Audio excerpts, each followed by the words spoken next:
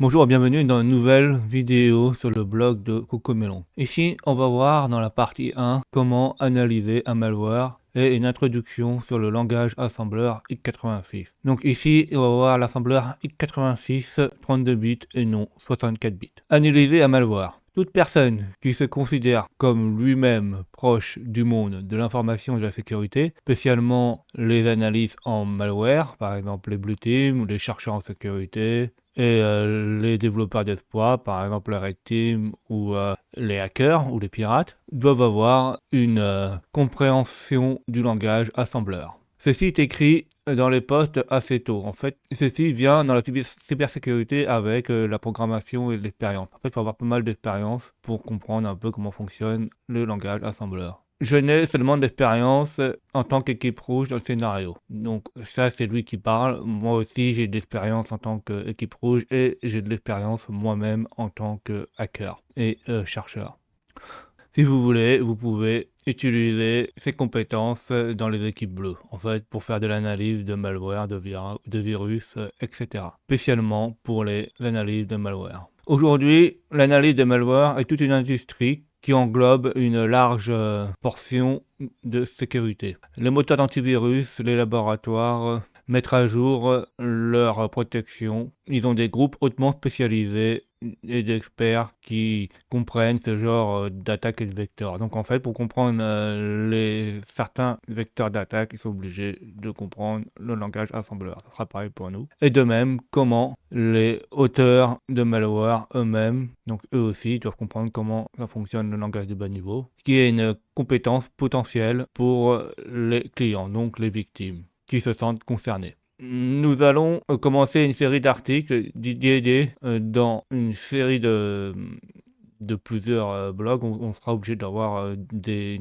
compétences en malware. Allons-y. Donc, dans l'architecture traditionnelle des ordinateurs, un système d'ordinateur, il peut être représenté par certains niveaux d'abstraction. Et certaines implémentations sont cachées ou comment on n'a pas trop de documentation, comment il faut implémenter les détails. Pour une question de simplicité, nous allons dire qu'on a 3 levels de codage quand nous analysons le malware. Alors, oui, c'est vrai, parce qu'en fait, il y a même des langages encore plus bas niveau que le machine code, parce qu'on a une rétrocompatibilité, par exemple, sur le x86 ou sur le x64 bits. Ça, c'est le langage héritage des anciens x86, il faut savoir, dans les CPU modernes, on a encore un langage de plus bas niveau qui est vraiment une boîte noire à l'intérieur. Même ceci n'est que partiellement documenté ou même pas du tout documenté. Donc on a plusieurs choses. Donc on a la première chose, le langage de plus haut niveau, donc high language niveau, donc qui est le langage de l'auteur du malware. Donc tout ce qui a été compilé, langage de programmation, ça peut être du C, C++, .NET. Une fois que ceci est fait, on le compile et on le transforme en langage machine. Donc normalement, le langage machine, là, il est mis en binaire, là on l'a mis en hexadécimal. C'est pour une représentation plus facile pour nous. Mais il faut savoir que le code machine pour le CPU, c'est en binaire. On a l'analyste, parce qu'une fois compilé, on ne peut pas retrouver le code source d'origine. On peut le retrouver avec d'autres langages comme Jidra, mais ça sera un autre blog, je pense. Donc, on a le malware analyst. Donc là, c'est le langage de bas niveau, l'assembleur. Donc, la première chose qu'on fait quand il y a un malware, l'auteur va le compiler. Donc, il va transformer en langage machine code. Et nous, pour le retrouver, on sera obligé de désassembler et on aura un langage assembleur. Et on sera obligé de comprendre le langage assembleur pour comprendre comment le malware fonctionne. Ceci est un modèle vraiment simple. Dans la vraie vie, dans les systèmes des ordinateurs, généralement sont décrits avec plus de 3 modèles d'abstraction. On a le hardware, donc le matériel. Donc le matériel, le niveau du matériel, c'est seulement le matériel physique, comme on voit quand on ouvre l'ordinateur, le CPU, la RAM, etc., qui consiste à des circuits électriques, donc électroniques, on va dire, chez nous, qui implémentent des combinaisons complexes ou des logiques opérateurs, par exemple des portes logiques, qui sont comme XOR, donc XOR, le ou exclusif, le AND ou le OR, ou le NOT. NOT, c'est le nom, au niveau des portes logiques. On doit connaître la logique numérique, donc la logique avec le binaire, 0 et 1, parce que c'est de nature physique, le matériel ne peut pas être facilement manipulé par les logiciels. Alors ça, c'est moins en moins vrai. De plus en plus de puces et même de CPU, les CPU modernes, sont de plus en plus, possèdent de plus en plus de microcodes ou de logiciels qui sont manipulables par les logiciels. Le microcode, donc micro-logiciel, qui est assez connu sur firmware. Donc le firmware, par exemple, des microcodes qu'on met dans des puces, par exemple dans les clés USB, il peut y avoir du microcode, dans les clés Wi-Fi, dans la machine à laver, dans plein de petits circuits comme ça. Donc le microcode fonctionne seulement sur le circuit lui-même qui a été désigné. Donc la plupart du temps, c'est du langage machine, donc spécifié à une certaine puce elle-même, spécifique pour qu'elle fonctionne elle-même avec son propre code. Il contient des micro-instructions, donc c'est-à-dire que c'est pas aussi complexe la plupart du temps qu'un vrai CPU. Hein. Ça ressemble souvent à des microcontrôleurs qui transforment ceci en code de haut niveau, qui permet d'interfacer avec le matériel. Bah ça, par exemple, ça peut être une clé Wi-Fi, ou pour s'interfacer à l'intérieur, dans la clé Wi-Fi, il n'y a pas le code pour le faire fonctionner, donc on injecte le microcode. Une fois que le microcode il fonctionne dans la clé Wi-Fi, il va communiquer avec le CPU de notre vrai ordinateur, donc, ou par exemple avec le driver de notre ordinateur qui va communiquer avec le CPU. Ça peut fonctionner comme ça. Ou par exemple, si vous avez connu dans les années... au milieu des années 90, fin des années 90, début 2000, vous avez connu les imprimantes no-code ou les modem 56K no-code où on injectait le microcode pour qu'il fonctionnait. Le code machine. Donc, le code machine, le niveau, consiste à des opcodes hexadécimales qui peut appeler le processeur qu'est-ce qu'il doit faire. Donc le opcode, en fait, le opcode, ça ressemble à ceci, en fait, là qu'on voit là. Ce n'est pas juste le code qui est appelé langage machine. Il y a plusieurs différentes façons de faire du code machine. C'est juste une façon différente aux personnes de parler à la machine avec des différents langages. Donc ça, c'est les opcodes, en fait. Après, on peut les mettre en hexadécimal et les opcodes, c'est un peu les opérandes qu'on voit sur les... aussi, ça peut être aussi retranscrit en assembleur pour que ça soit facile à mémoriser. Alors, les langages de bas niveau. Les langages de bas niveau, c'est une version lisible pour les humains des instructions des ordinateurs. La plupart des langages de bas niveau sont des langages assembleurs. Les assembleurs langages correspondent à différentes architectures et le plus important des outils de tous les malware analystes. En fait, là, c'est tout ce qui est langage assembleur. Il faut savoir que chaque CPU ont leur propre langage assembleur. Pareil, sur le même CPU, on peut avoir des langages assembleurs mis de différentes façons. Et même par rapport au niveau des normes. Hein. Par exemple, si on va afficher en norme Intel, ça ne sera pas la même chose que AT&T. Hein. Ce ne sera pas du tout la même façon d'afficher. Le haut-level langage. La plupart des programmeurs, donc des développeurs plutôt, inclus qui écrit les malwares, opèrent avec un langage de haut niveau. Le langage de haut niveau fournit une abstraction forte depuis le niveau de la machine est facile à utiliser dans la logique de programmation et des contrôles de flux de mécanismes. En fait, tout ce qui est, par exemple, les conditions, etc. En fait, les hauts langages, c'est un langage assez facile à utiliser pour les développeurs, pour les humains, qui est assez verbalisé. En fait, c'est souvent des mots en anglais qui est écrit et c'est assez simple à mettre. Ou c'est par exemple c'est sous forme d'objets ou des formes assez faciles pour que les développeurs puissent comprendre. Mais ça cache une partie de comment ça fonctionne à l'intérieur de l'ordinateur. Ça peut être du C, C++. Donc les langages interprétés ils sont en haut du niveau, donc c'est encore plus haut que le haut langage. Ce niveau de code n'est pas compilé dans la machine. Ce code est interprété en tant que bitcode. Alors, des fois, c'est mis en bitcode, comme le Python, certains langages Python ou Java écrit du bitcode. Donc, le bytecode s'exécute dans l'interpréteur et le programme traduit le bitcode en code machine exécutable à la volée. Par exemple, Python il a une suite qui permet d'analyser rapidement les malwares. Par exemple, une librairie comme Peofil.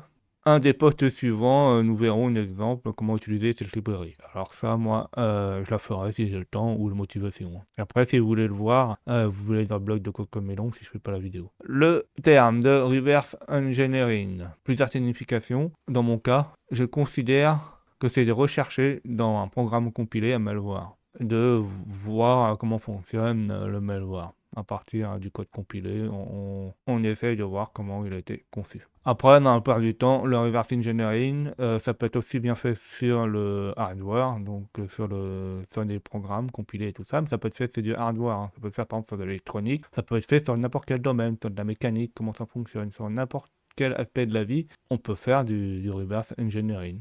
Quand nous désassemblons un malware, nous prenons le malware, le binaire, et nous générons du code assembleur en sortie. Donc en entrée, on a des binaires, et après, en sortie, on arrive à le désassembler et avoir de l'assembleur. Et pour faire ceci, on utilise un désassembleur. Je pense que la plupart des analystes qui ont de l'expérience dans les malwares sont d'accord avec moi que nous devons commencer une courte introduction dans le langage x86. Donc, normalement, on devrait faire une courte introduction dans le langage x86. Là, on fait en 32 bits, ça serait bien de faire en 32 bits ou en 64 bits. Alors, l'architecture x86.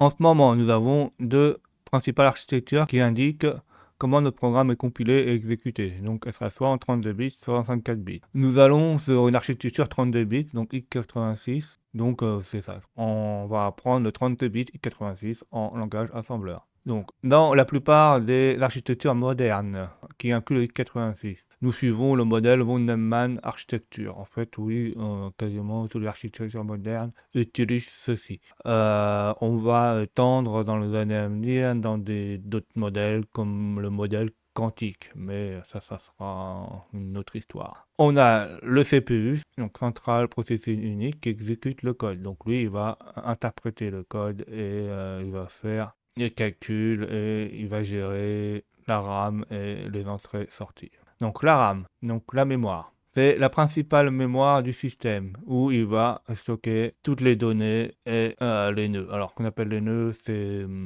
les adresses, etc. Les I/O, donc input-output, donc les entrées-sorties. Donc les entrées et sorties sont des systèmes d'interface avec lesquels il communique avec les différentes interfaces ou matériels, comme le disque dur, le clavier, les imprimantes, certains périphériques USB, etc. Les cartes PCI, les cartes graphiques, les cartes réseau. Donc là, on voit le CPU, ici, au milieu, qui communique avec la mémoire principale, la RAM, et avec les entrées-sorties. Donc, on peut voir le CPU qui contient plusieurs composants. Donc, l'unité de contrôle qui prend l'exécution. Donc, les unités de contrôle va prendre les exécutions, il va les ordonnancer ou les gérer dans un certain ordre et il va les exécuter depuis la RAM. On a les registres. Donc, et on a l'unité arithmétique. Donc là, on dit en bas que la RAM usine les registres. En fait, ces registres, c'est des petites mémoires pour le CPU. Donc, on a l'instruction pointeur qui stocke l'adresse de l'instruction exécute. Donc là, on va bien comprendre ce que c'est. Là, entrée, output, sortie. Donc là, tout ce qui est communication, par exemple, clavier, écran, son, etc. Donc là, ça va dans la lutte, tout qui fait les calculs arithmétiques pour le. Après, là, il y a l'ordonnancement qui va faire la communication avec le contrôle unique. Donc, comment ça va être exécuté, dans quel ordre, etc. Surtout que maintenant, il y a des CPU de plus en plus performants avec plusieurs cœurs, plusieurs trading, avec des gestions de conflits, des choses qui regardent à l'avance ce qui va se passer, etc. Et on a des registres aussi qui sont là. Donc, les registres sont en fait des petites mémoires qui sont stockées dans le microprocesseur. Et c'est une mémoire volatile. Donc, une mémoire volatile, ça veut dire que quand il n'y a plus d'alimentation, elle disparaît. Hein.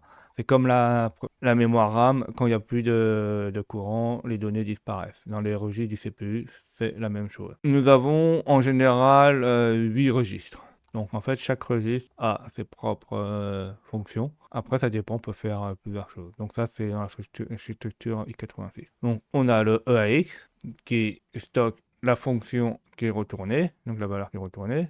EBX, c'est la base du pointeur, donc dans la section des données, donc il stocke cette truc-là.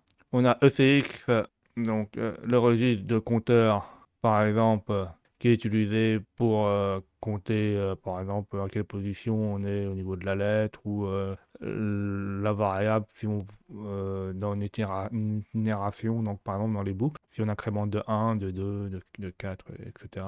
On a EDX qui est un pointeur de entrée-sortie. Par exemple, l'adresse, sur quelle adresse j'ai par exemple l'entrée du clavier, ou quelle adresse c'est la sortie sur l'écran, ou lequel mémoire, etc. On a le source pointeur pour les opérations sur les chaînes. Donc là, ça va pointer par exemple où se situe telle chaîne de caractères. Par exemple, si je mets Toto dans la mémoire et j'ai besoin de savoir où c'est, je vais foutre l'adresse de la chaîne Toto qui sera dans ECI, qui va pointer par exemple sur la chaîne Toto. Tu as la EDI, donc destination pointeur pour les opérations sur les chaînes de caractères. Donc là, c'est la destination. C'est où va aller l'adresse qu'on fait une opération sur une chaîne. Et par exemple, j'ai besoin de trouver où se situe à telle adresse la lettre A dans une chaîne. Donc, je mettrai où se situe la destination de la lettre A sur la chaîne, donc son adresse. Parce qu'en fait, on peut avoir l'adresse de départ d'une chaîne et l'adresse de fin d'une chaîne, etc. On a le pointeur de pile. Donc ça, c'est un endroit de l'adresse où on stocke des données. Donc ça va pointer où c'est stocké les données. Et on a le BP, et donc le pointeur de frame base pointeur. Donc il va au contraire pointer sur la base de la pile, au début où ça commence. On a aussi l'instruction la plus importante, c'est l'instruction pointeur. Ça pointe où le CPU est en train de lire l'instruction. Donc pointe la prochaine instruction à exécuter. En fait, ça va pointer l'instruction qui va être exécutée après. Le ALU, l'arithmétique logique unique exécute. Donc l'exécution arithmétique des unités, en fait, il va exécuter l'instruction qui a été mise depuis la RAM. Par exemple, on met une instruction pour stocker une valeur. Il va voir que c'est une instruction pour stocker une valeur dans telle adresse de la RAM, il va la chercher et il va l'exécuter. Et il va placer le résultat, par exemple, pas dans la mémoire principale, mais dans un registre, par exemple, le registre EAX. Alors pourquoi on utilise les registres inférieurs du CPU à la place de la RAM?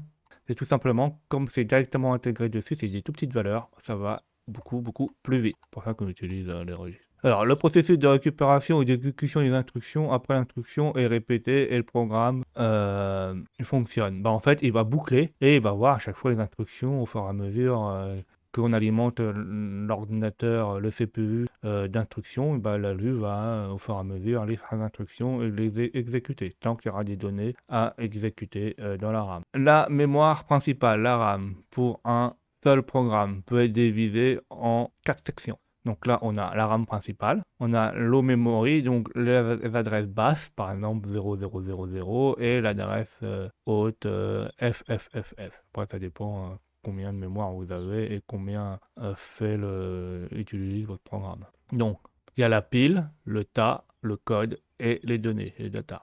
Alors, les données. Cette section contient les valeurs qui sont mises en place quand le programme est initialisé et chargé. Donc en fait, c'est quand on charge le programme, quand on l'exécute, quand on est chargé, il y a déjà des données, par exemple des valeurs de variables qu'on a déjà mis des valeurs dessus. Par exemple, elles seront déjà chargées dans les données. On a le code. Donc le code, ça inclut les instructions qui vont alimenter le CPU, votre microprocesseur, pour exécuter la tâche du programme. Par exemple, c'est tout ce qui va dire les choses à faire sur le CPU, par exemple, pour déplacer une valeur, pour lire une valeur, pour faire une opération mathématique, etc. Alors, le tas. Le tas, c'est utilisé pour la mémoire dynamique durant le programme d'exécution. En fait, la mémoire dynamique, c'est quand, par exemple, au début, on ne connaît pas la mémoire qu'on va utiliser. Donc, on va lui dire, on va t'allouer telle mémoire et tu pourras utiliser telle portion de mémoire. Et cette mémoire-là, durant le fonctionnement du programme, pourra bouger, on pourra modifier la valeur de la mémoire allouée ou pas. Donc, pour allouer une nouvelle valeur, par exemple malloc et calloc, c'est les instructions comment allouer de la mémoire dans le langage C, dans les fonctions C. Et par exemple, pour la libérer, pas l'éliminer, c'est la libérer, par exemple, il faut utiliser la fonction free. Alors, il y a quelque chose de marrant, c'est pas vraiment marrant.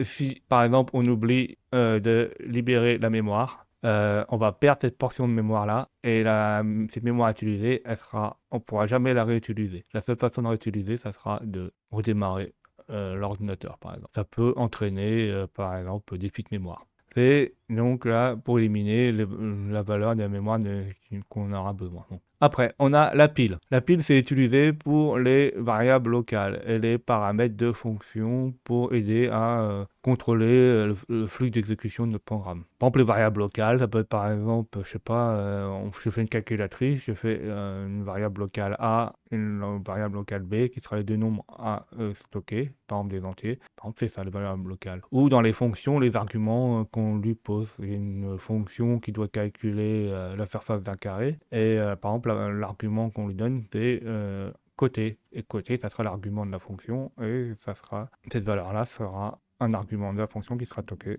dans la pile. Alors, les instructions.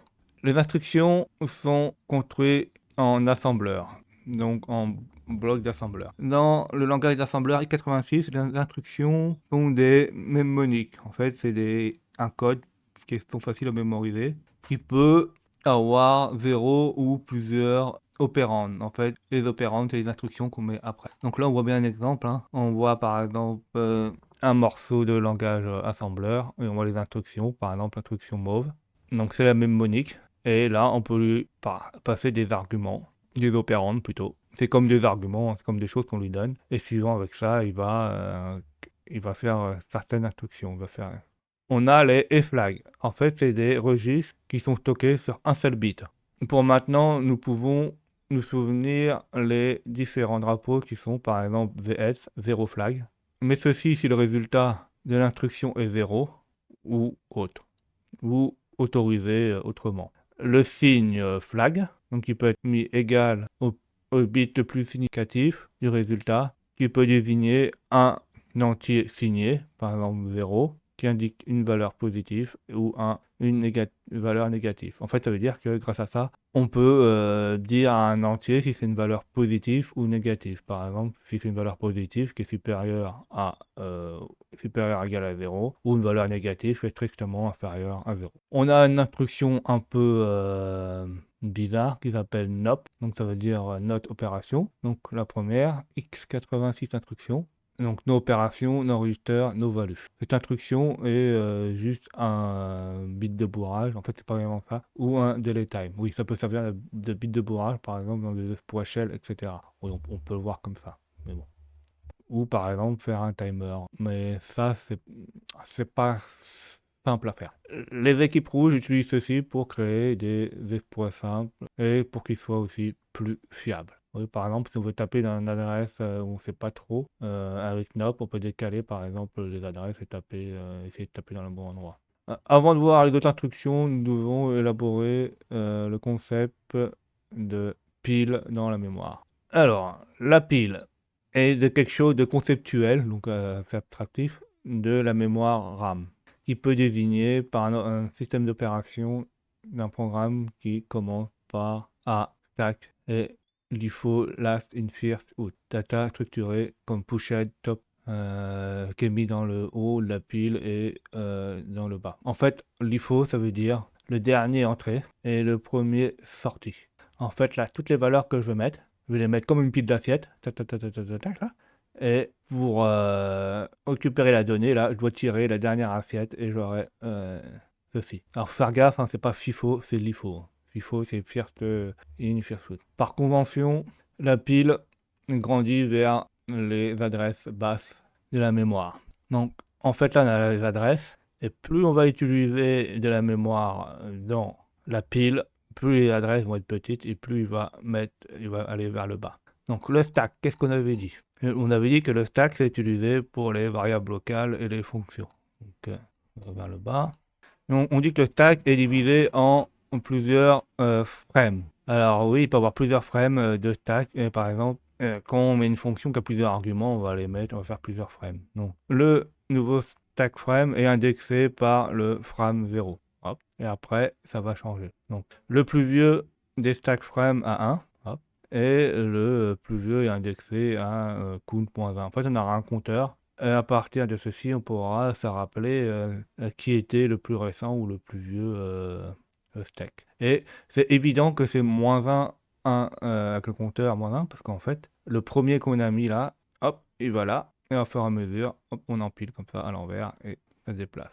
La frame de pile est représentée par deux pointeurs, donc bien dit EBP, EFP, donc les adresses. On a la base du pointeur, donc le registre dans la mémoire, et l'adresse qui est égale à EBP-1. Donc en fait, ça va retrouver le début de la frame, qui est la première location de notre frame. En fait, cette frame, ça peut être un morceau de programme ou programme, un morceau d'étude pour se retrouver. Et la pile est sauvée, donc la pile de pointeur, c'est là où on va lire en premier, est sauvée dans EFP register. Dans le registre EFP, la mémoire, l'adresse qui est égale à EFP. Donc le haut de la mémoire de la pile.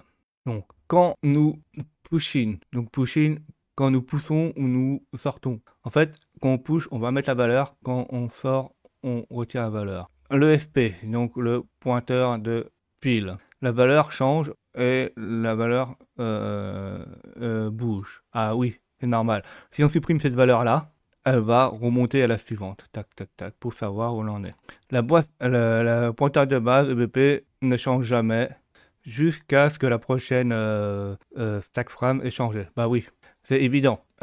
Si la stack frame elle possède plusieurs données, donc l'EFP va monter, mais le BP là, il va toujours rester. Et une fois que la stack frame elle sera complètement supprimée, EBP va aller sur la stack frame 1 par exemple, et EFP va se redécaler là, et pour commencer le résultat à 0. En fait, c'est pour savoir récupérer les données dans chaque stack frame où l'on est. Donc, tous les espaces entre les deux registres qui créent la frame de pile et ses fonctions est appelée.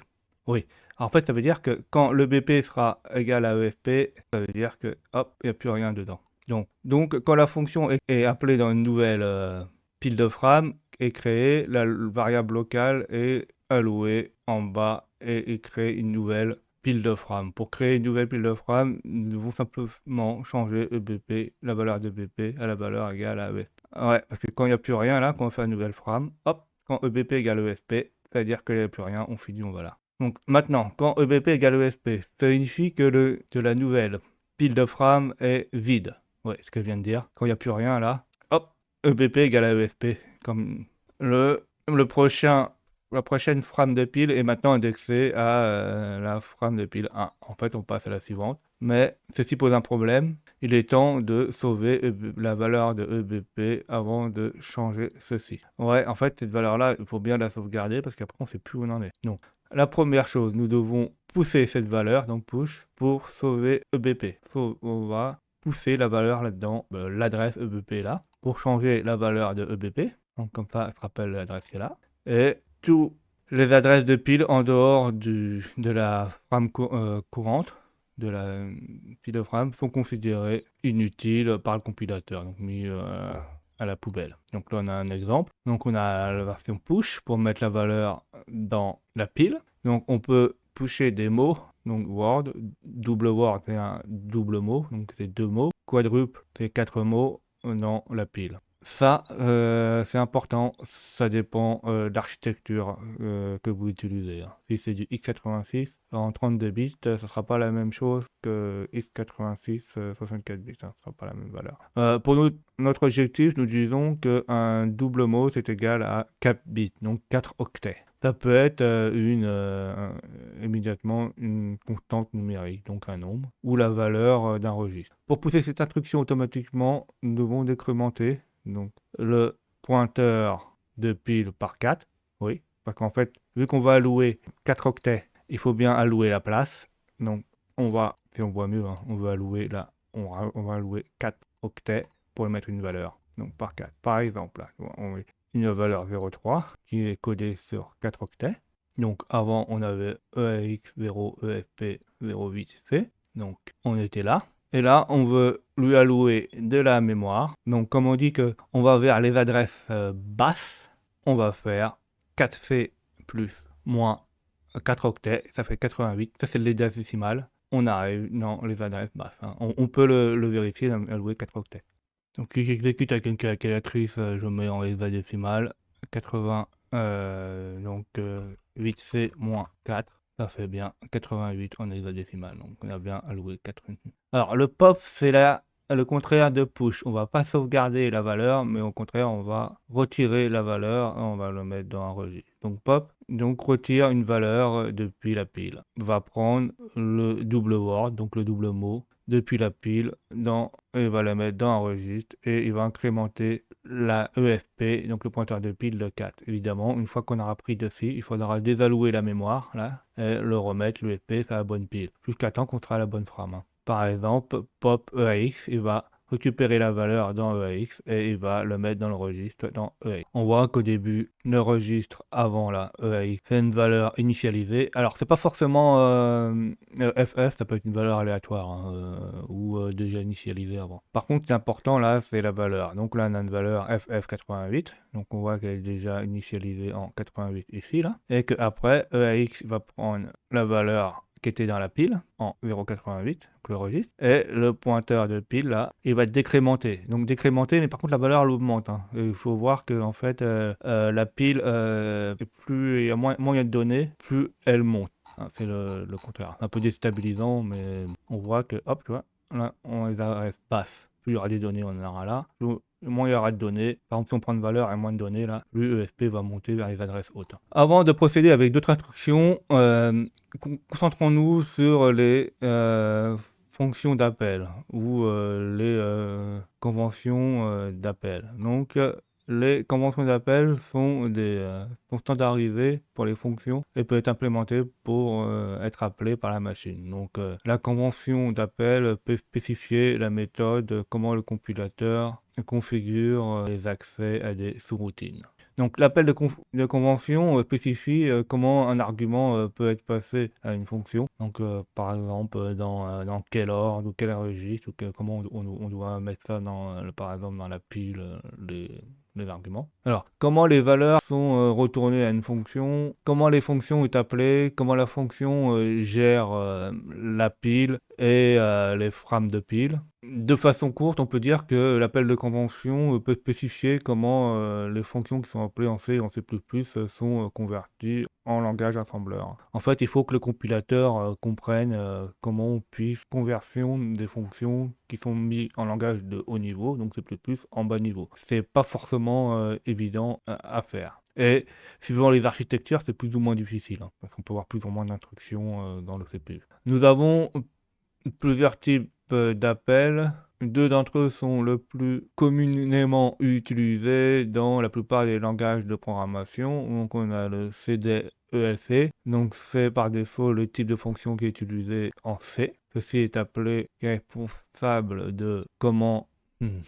nettoyer la frame, donc la pile de frame. Et on a le stdcal qui est des fois le type pour WinAPI qui est aussi appelé responsable pour nettoyer la pile de frame. Alors, dans le x64 bits, maintenant, c'est un peu plus automatisé, donc c'est plus facile à faire. Dans le 32 bits, là, c'est plus compliqué à comprendre, parce qu'en fait, il y a pas mal de choses en langage assembleur qui fait pour nettoyer la pile de frame. Ça peut aussi être ça peut faire partie des failles de sécurité ou des choses qui, si c'est mal fait, ça peut permettre de faire des exploits. L'appel de procédure. Donc, le travail de cette instruction, c'est de transférer le contrôle à différentes fonctions. Donc, c'est de cette façon qu'on peut contrôler, qui peut être fait plus tard ou qui peut être résumé quand on le met de côté. Donc, premièrement, nous devons pousser l'adresse à la prochaine instruction sur la pile et quand il change le IP,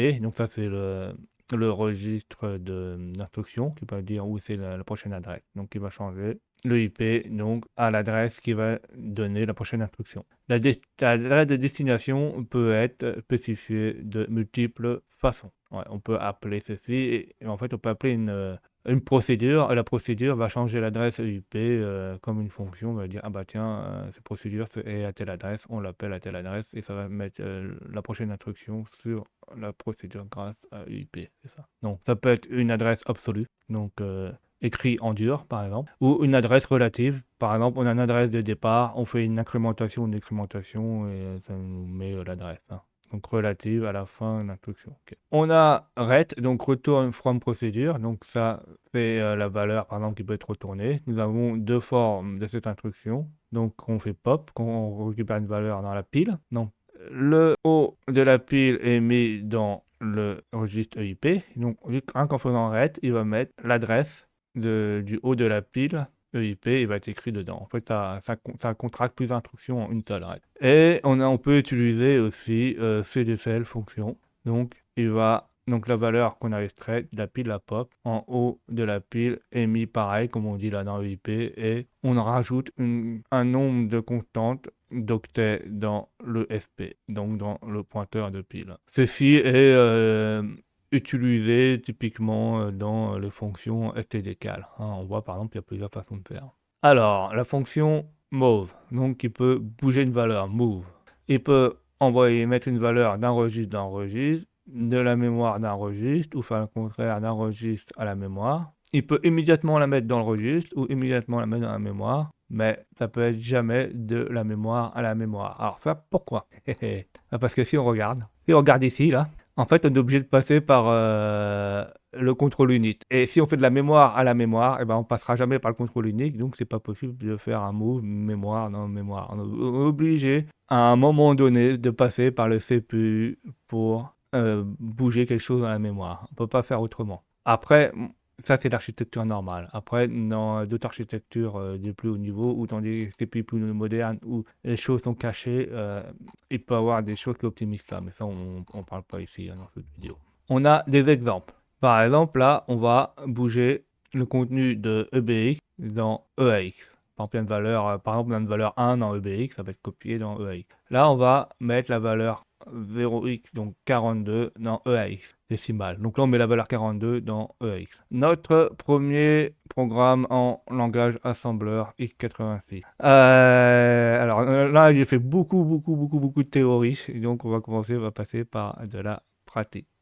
En principe, tout le monde a votre patience si vous avez lu aussi loin, ou si vous m'avez écouté aussi loin, une vidéo YouTube. Donc finalement, on peut essayer du code de notre premier programme en assembleur, langage. Nous avons dit plutôt que nous allons créer quelque chose en 32 bits, donc un programme en 32 bits assembleur, pour la plupart des malwares écrits en 32 bits. Mais gardez à l'esprit que la plupart de que nous utilisons des systèmes d'exploitation en 64 bits. Donc là, en fait, c'est un exercice en 32 bits. On fait que après, si vous voulez faire du 64 bits, vous pouvez lire comment il faut faire. Après, il y a quelques petites différences, mais c'est pas si énorme que ça. C'est même, personnellement, moi, je trouve ça plus facile de faire du 64 bits que du 32 bits. Allons-y. Donc, nous allons écrire notre premier programme pour Linux. Donc, il a utilisé Ubuntu 16.04 64 bits. Et la première chose, c'est d'installer NAFM. Donc on fait sudo apt install NAFM. Si vous êtes sur du Ubuntu, du Debian, du Parrot, du Kali Linux, ça fonctionnera. Moi j'utilise du Parrot Linux, NAFM, donc le langage qui permet de l'assembler est déjà mis dedans.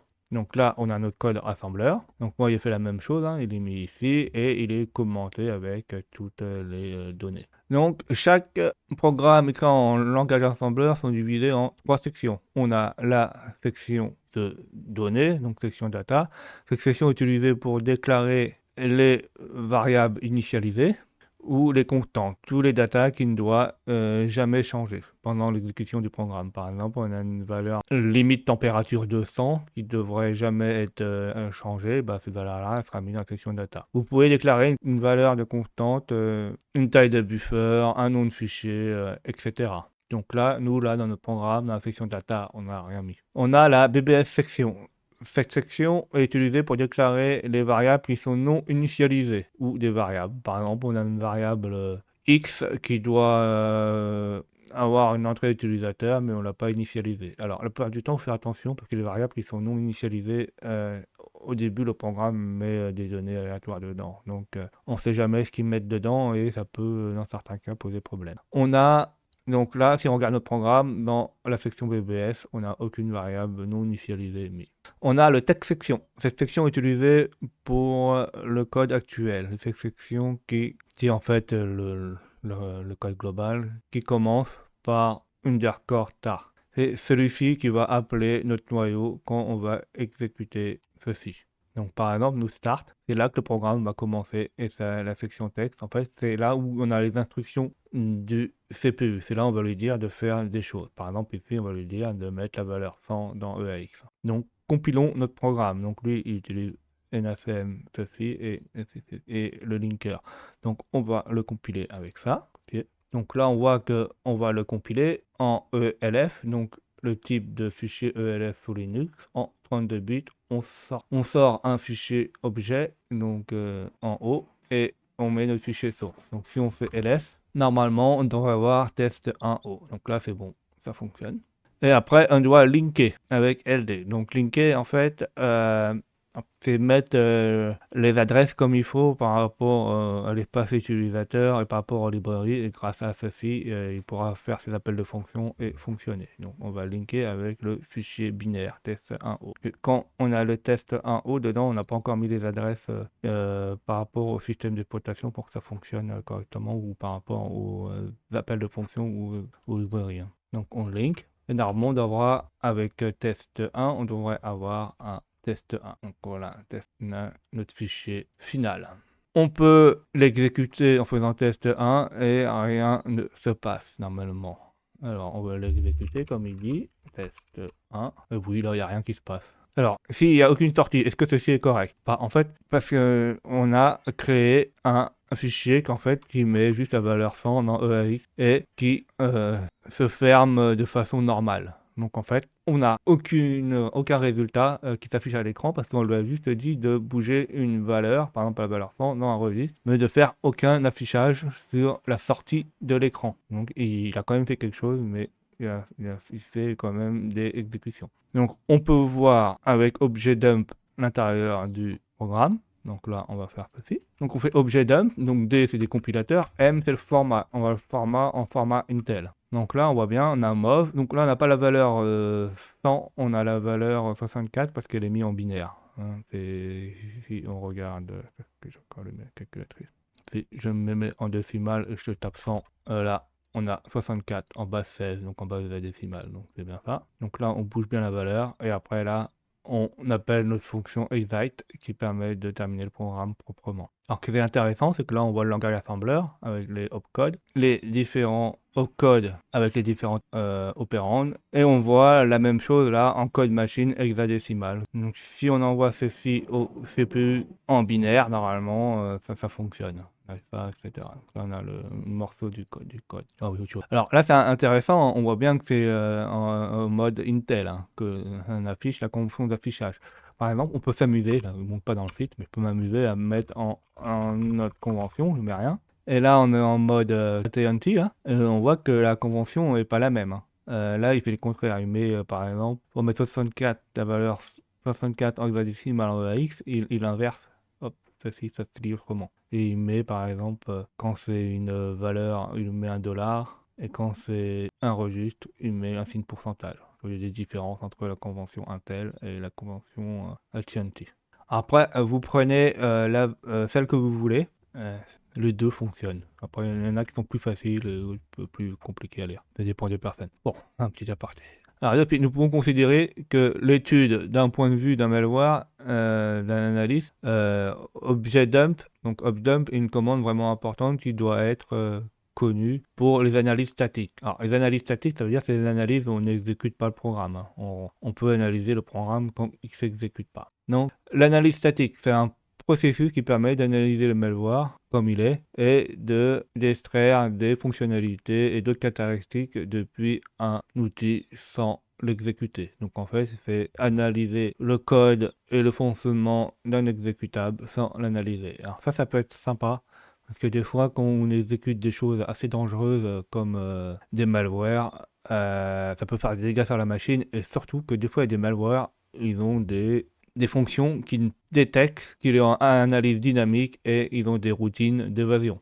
L'utilitaire Option fait partie l'utilitaire Option fait partie du package Binutil, qui est en fait un lot d'outils qui est utilisé dans les systèmes Linux, Unix pour travailler avec la plupart des fichiers binaires. L'utilitaire Option est désigné pour faire une analyse des données des métadonnées complètes et permettre de faire des rapports pour les fichiers exécutables. On peut utiliser l'argument D de Option qui permet de désassembler ce fichier. Donc, retournons à notre code source et examinons la ligne 15 et 18.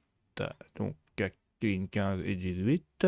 Donc, si on regarde 15 et 18, c'est la partie où on appelle une fonction. Donc, sur la ligne 16, dans la syntaxe Intel, hein, comme vous est présenté, c'est la syntaxe Intel et non AT&T. On va bouger la valeur 1 dans le registre EAX, ça signifie ceci, qui va spécifier à systemExit, donc en fait c'est un appel de fonction. Donc on fait ça, de l'appeler de manière proprement pour terminer le programme. Donc on appelle cette fonction qui permet de terminer proprement un programme. Sur Linux, avec aucune segmentation faute, ou ça peut être aussi d'autres erreurs. Sur la ligne 17, donc on bouge la valeur 0 dans le registre EBX. En fait, ça veut dire que quand le programme n'a pas d'erreur et exécuté de manière correcte, il va retourner cette valeur qui va dire que le programme s'est exécuté. Donc on dit que tous les systèmes d'appel sont listés dans user include fm init32h. Alors ça dépend de votre système Linux que vous utilisez. C'est pas forcément là-dedans. Hein. Ensemble, ça permet de mettre la valeur EAX avant d'appeler l'interruption 080. En fait, ça permet de savoir quel appel système on va mettre. Donc, par exemple, là, le nr fait exit. On fait que l'appel 1 appelle la fonction exit. Et dedans, après, il faut voir la documentation sur la fonction exit, comment elle fonctionne. On va lui mettre l'opérande à EBX à la valeur 0 pour lui dire qu'elle va retourner 0. Et interruption 80, ça permet d'appeler cette fonction. Et c'est spécifique à Linux. Hein. Donc ce fichier-là, si vous ne le trouvez pas, on va le trouver. Donc ce fichier-là, si vous ne le trouvez pas, avec la commande find, vous mettez /name, donc là le nom du fichier, unité 722h, et vous redirigez tous les erreurs dans device nul. Vous faites entrer, et suivant le système Linux, il va vous indiquer le chemin où se trouve ceci. Hein. On peut le lire, hein. Donc on peut le lire avec la commande 4 par exemple. 4. Et on met mort pour après naviguer dedans. Et là, on peut voir hein, les différentes fonctions. Si on recommence, on voit que la première, là, elle est définie en 1. Donc, dans Linux, nous avons deux aires de mémoire distinctes. On a deux espaces. Donc, on a vraiment en bas de notre mémoire tous les programmes en exécution qui sont exécutés en mode noyau. Comme par exemple le programme le dispatcher qui va dire par exemple quel trade doit fonctionner combien de temps, etc., etc. Ou le vecteur de table qui va permettre de savoir où se trouve telle partie de mémoire, toute les mémoires. Donc là, c'est l'espace kernel. C'est très haut privilège. Hein. C'est tout ce que le kernel communique entre, par exemple, les drivers, le matériel de votre machine. Et en haut de la mémoire, on a tous les programmes en exécution. Par exemple, nos programmes qu'on vient de faire ou une partie des programmes qu'on utilise, qui sont en espace utilisateur et qui sont mis sur la pile. Le tas et finalement nos codes peut être illustré sur le diagramme en bas, donc ici. Donc là on voit qu'on a le stack, donc la pile, comme j'ai dit, qui descend vers le bas quand il fait ceci. Et puis tu as le tas, alors le tas c'est le contraire. Le tas il commence par là et puis il va monter. Et quand on n'a plus d'adresse, on n'a plus de mémoire, le tas et la pile en fait elle se rencontre. Bon. On a le code assembleur et on a les interruptions, les instructions. Quand nous chargeons une valeur et nous avons démontré en bas comment appeler une interruption 0x80 et toutes les adresses d'instruction dans l'espace utilisateur ACM, une section de notre code. Donc en fait, tout notre code et tout ça là qu'on a créé, qui permet de faire les instructions, ont été placés dans ici l'ACM code instruction, était placé à l'intérieur de la retour d'adresse dans la pile.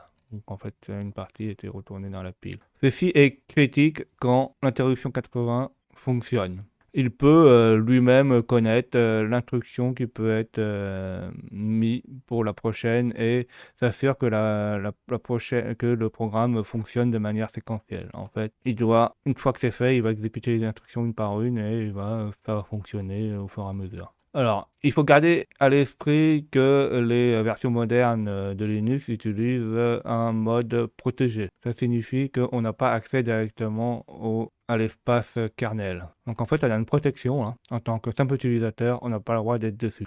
Heureusement, parce que si on a le droit à l'espace kernel, là, on peut faire tout ce qu'on veut. On peut lire n'importe quel fichier, écrire n'importe quel fichier, avoir accès à certains drivers, à certains matériels, etc. Ça peut être très très très dangereux. Donc tout ce qui se trouve sous la longue ligne fonctionne entre le milieu du programme représente en fait l'espace kernel. Donc en fait là tu vois la grande ligne, la noire là, tout ce qui est en dessous là. Donc le dispatcher avec TartCab, tout ça c'est en dessous, ça passe en kernel l'espace utilisateur. La question naturelle, c'est pourquoi nous ne pouvons pas y accéder. La réponse est vraiment simple, Linux ne permet pas à notre code d'accéder aux opérations internes de notre système d'exploitation. Ça peut être vraiment dangereux. N'importe quel malware peut manipuler tous les composants de notre système d'exploitation et suivre n'importe quelle chose. Par exemple, les frappes utilisateurs, leur activité. Il peut même lire, par exemple, l'écran, toutes les entrées et sorties. Pas peu dangereux. En plus, dans les systèmes d'exploitation Linux modernes, l'architecture peut changer l'adresse des composants clés et des nouveaux logiciels qui sont installés sont enlevés. Ça, le système peut être patché ou mis à jour. Alors, en fait, ça veut dire qu'en fait, on a une protection sur Linux qui permet en fait, ça s'appelle de mapping mémoire, qui ne nous donne pas le vrai en espace utilisateur, qui ne donne pas les vraies adresses. En fait, il y a des décalages et ça permet d'éviter de prédéfinir les adresses mémoire et de faire ce qu'on veut, de faire n'importe quoi, et de lire la mémoire, par exemple, d'un autre programme qu'on n'aurait pas accès. Ceci est la pierre angulaire du mode protégé des systèmes d'opération. Et il faut savoir qu'aussi sur les versions modernes de Windows, il y a aussi cette protection. Sur les Windows modernes, comme le 10 ou le 11, il y a cette protection.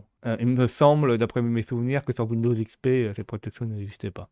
Premièrement, il n'est pas nécessaire de regarder notre malware. De plus, il faut se concentrer sur le langage d'assembleur et comment utiliser les outils et de les comprendre. La première chose qu'on doit apprendre, c'est comment comprendre un programme simple et non un malware. En fait, un malware, ça peut être très compliqué à comprendre, hein, parce que la plupart du temps, on a des appels de bas niveau. Ceux qui créent les malwares, ils font exprès de créer du code qui sont pas faciles à lire pour pas qu'on découvre leurs secrets. Et il y a même des protections qui permettent d'éviter de facilement le désassembler. Nous allons continuer notre analyse statique de notre fichier dans cet ordre pour comprendre quel autre outil peut être utile pour faire notre analyse du malware. On a une commande qui s'appelle file. Cette commande peut être vraiment utile dans chaque système d'exploitation Linux ou système BSD et qui est construit autour de libmagic. Alors libmagic fait un peu plus de trucs, en fait, il lit les magic codes. En fait, on a des bits au début, des octets au début des fichiers qui nous permettent de dire à quoi servent ces fichiers-là. Et grâce à ceci, il va nous dire, par exemple, c'est un fichier exécutable, etc. ou un fichier image, JPEG ou des choses dedans. Donc, cette librairie peut effectuer une analyse des métadonnées basée sur les fichiers arbitraires de cette structure. L'information est stockée dans la base de données magique. Comme je vous ai dit, hein, grâce à ceci, on pourra avoir l'information dessus. On peut faire un test, hein. Par exemple, je fais file test 1. On a aussi l'utilitaire string, qui est un outil qui fait partie du pack-type inutile. Cet utilitaire, en fait, il va scanner le fichier depuis le début jusqu'à la fin et il va tenter de découvrir des chaînes de caractères qui peuvent être encodées de façon standard, qui sont une séquence de chaînes qui peuvent être lues de façon facile par un humain. Donc, qui peut être suivi par /0 qui est nul ou byte /x00. En fait, c'est avec la plupart du temps ce code-là qu'on termine une chaîne de caractères. L'utilitaire string peut être utilisé pour changer le comportement par rapport à la longueur de ces chaînes et il peut identifier un nombre de chaînes différentes par rapport à l'encodage. Par exemple, l'encodage UTF-7, 16, qui est assez populaire sur Windows. Donc nous, on peut avoir aussi l'encodage 16, l'encodage 8, UTF-8 ou l'encodage ASCII. Ici, on peut voir seulement 3 octets ou plus au niveau de la longueur de la chaîne. Donc on va faire ça. On colle et là, on voit que les chaînes qu'on reconnaît. On voit des chaînes, par exemple le format de fichier, ELF, le nom du fichier, certaines choses qui ont été mises dans la fonction, là, le excite, les zones de mémoire, le start, la fin, et puis certaines zones comme le texte, etc. Alors, un de ses favoris logiciels, donc moi aussi je l'utilise de temps en temps, c'est xdump. Donc l'utilitaire xdump est une commande Linux qui est utilisée pour filtrer et pour afficher les fichiers dans une entrée standard qui peut être lisible. Donc, un de ses lancements favoris de xdump est d'utiliser l'option C majuscule qui va donner une largeur hexadécimale de 16 octets en sortie. Donc la largeur, là, c'est ce qu'on voit hexadécimale, là, qui est fait par colonne de 16, et qui peut prévoir le texte brut, donc là, le texte qu'on voit à droite, là, qui est capable de nettoyer les caractères qui sont non affichables. Donc on voit que tous les caractères qui sont non affichables sont remplacés par un petit point sur la droite. Ceci nous donne l'habilité de voir en fait une représentation numérique, donc la représentation en forme de nombre hexadécimal, et d'avoir un aperçu du format brut des fichiers en format lisible par un humain. Et le contenu du modèle qui permet d'avoir en fait un contenu résumé du fichier. On peut faire exactement la même chose, on verra exactement la même chose chez nous. On fait ça, copier, tab. Et là, on voit là, on a 16 caractères hexadécimales, là, formés en hexadécimal. Et là, on a les caractères affichables qui sont mis affichés, et ceux qui ne sont pas affichables, ils sont mis ceci. Donc, les caractères affichables, on peut le voir, hein. Si on fait un man ASCII sur Linux, on voit que les caractères affichables, ils sont mis là, hein. Ou même ceux qui sont non affichables, il y en a certains qu'on peut voir. Et après, on a d'autres caractères qui vont plus loin jusqu'à FF. Et après, ça dépend de l'encodage. C'est l'encodage ASCII. Si c'est un encodage UTF-8 ou UTF-7, ça sera autre chose. Alors, la prochaine chose qu'on va faire, c'est on va prendre test 1 avec GDB Debugger. En fait, c'est un tool pour déterminer le programme, pour débugger, pour voir s'il y a un problème. On peut exactement aller sur le langage assembler level, et c'est surtout très intéressant, parce que ça nous permet de faire une analyse dynamique, c'est-à-dire analyser le programme quand il est en fonctionnement. Donc par exemple, pour voir quel état de la mémoire est utilisé, quels sont les registres, etc. Donc avant de démarrer avec GDB, on a besoin d'installer GDB PEDA, c'est une extension qui permet de faire ceci. Donc moi sur mon logiciel Parrot, c'est déjà installé, sinon vous pouvez aller sur le GitHub, l'installer, et là il vous explique comment installer ceci. Si vous voulez une vidéo comment l'installer, dites-le moi en commentaire, je le ferai si j'ai le temps, si ça m'intéresse, ou si ça vous intéresse plutôt. Donc on va exécuter GDB avec le flag Q, qui en fait c'est le mode quiet, qui est le mode silence. En fait il va pas nous marquer le message de présentation, et on met le nom du fichier. Donc là on voit que on a mis en mode quiet et on a chargé le fichier test 1. Donc là il fonctionne toujours pas. Une fois que ceci est fait, la première chose qu'on fait, qu'on peut mettre un breakpoint. Donc un breakpoint, c'est une pause qui permet à un programme, si on arrive à cet endroit-là, il va faire une pause. Donc breakpoint, on commence par B et start. Donc et start, là, ça veut dire c'est au début du programme. Donc on va mettre le point d'arrêt, donc on fait coller sur le start. Donc là, on voit qu'il a mis le point d'arrêt au début à cette adresse-là. Une fois que ceci est fait, on va faire R, la contraction de run, donc de démarrer. Et là, on voit que le programme a démarré et il s'est arrêté à l'adresse qu'on avait mis, donc là, à l'adresse qui se termine par 49 000. Là. Voilà, on voit bien la flèche qui nous indique. Et c'est le démarrage ici. Donc ils disent merci de notre extension qui nous permet de voir les registres et le code. Ouais, là on voit le code, là. Donc les opcodes, les opérandes, les adresses mémoire et les registres qui sont là. Et au début, on voit que tout est initialisé à 0. Sauf le registre ESP, le registre de pile. Donc on va commencer à désassembler notre programme. Donc il faut faire disas, c'est la contraction de disassemble. Alors c'est comme sur Linux, hein, on peut taper par exemple le premier mot, hein, et si on fait tabulation, il va nous proposer les différentes options. Donc là, disas, c'est la contraction disassemble.